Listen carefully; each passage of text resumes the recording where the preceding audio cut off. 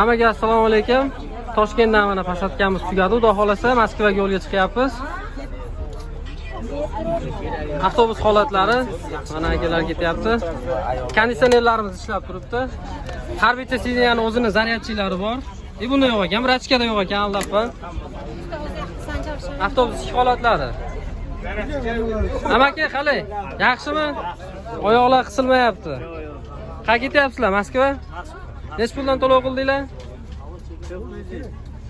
Aldop boshqa narsa bo'lmadi. Qo'yliqdan chiqib ketyapsizlar, a? Qozog'istondan chegaradan boshqa narsa emas.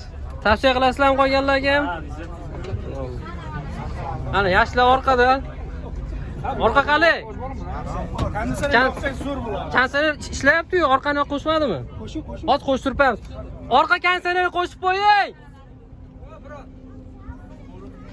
Ekranga nomerlar qoldirib qolamiz, bemalol telefon qilaverasizlar.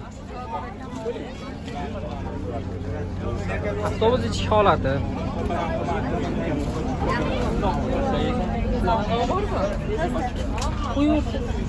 Aka, yaxshimi?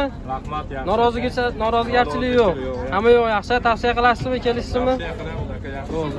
Faqat tavsiya reklama qilamiz kanalda. Bo'ldi, gap yo'q. Instagramga qo'yamiz deyishyapti. Telefon qilaverasizlar.